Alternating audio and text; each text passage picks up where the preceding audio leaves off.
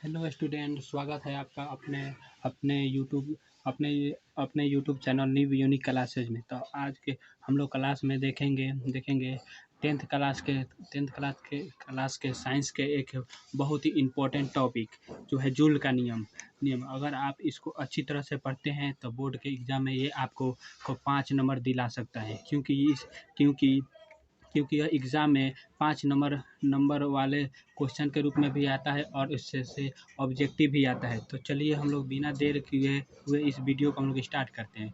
तो चलिए अब हम लोग देखते हैं जूल का नियम है क्या।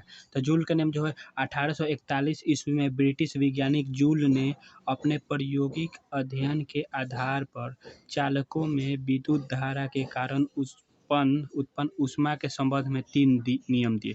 मतलब कि 1841 ईस्वी में ब्रिटिश के वैज्ञानिक एक जूल साहब थे, जिन्होंने किसी विद्युत धारा में उत्पन्न ऊष्मा के संबंध में 3 नियम दिए, जिसे हम लोग जूल का नियम कहते हैं।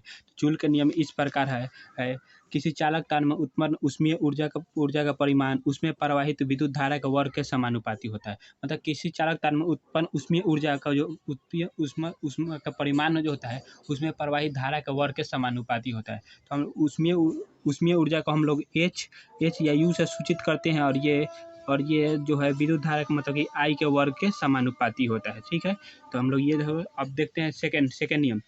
किसी चालक तार में उत्पन्न ऊष्मा का परिमाण प्रतिरोध के समानुपाती होता है। मतलब किसी चालक तार में जो है ऊष्मा का परिमाण जो होता है, उसके प्रतिरोध के समानुपाती होता है। तो हम लोग ऊष्मा को एच या यू से सूचित करते हैं, और जो है प्रतिरोध के समानुपाती होता है। प्रतिरोध को हम लोग आर से सूचित करते हैं। ठीक है, तो अब हम लोग देखते हैं इसका तीसरा नियम है। किसी चालक तार में उत्पन्न ऊष्मा का परिमाण विद्युत धारा के समानुपाती होता है। मतलब किसी चालक तार में उत्पन्न ऊष्मा का परिमाण विद्युत धारा के समय के समानुपाती होता है।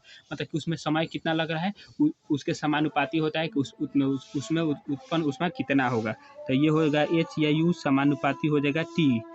तो जूल साहब ने यही 3 नियम दिए कि किसी चालक तार में उत्पन्न ऊष्मीय ऊर्जा का परिमाण उसमें प्रवाहित धारा के वर्ग के समानुपाती होता है। ये पहला नियम है। दूसरा नियम, किसी चालक तार में उत्पन्न ऊष्मा उसमें लगे प्रतिरोध के समानुपाती होता है, जो आर के समानुपाती। और किसी चालक तार में उत्पन्न ऊष्मा का परिमाण विद्युत धारा में लगे समय के समानुपाती होता है। और जब हम लोग सबको एक साथ मिलाएंगे तो ये हो जाएगा आई स्क्वायर आर टी।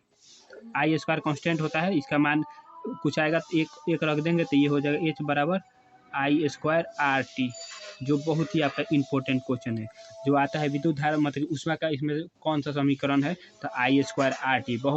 आई स्क्वायर आर टी बहुत ही इम्पोर्टेंट क्वेश्चन है। इसमें ऑब्जेक्टिव आता है और इसे न्यूमेरिकल भी आता है।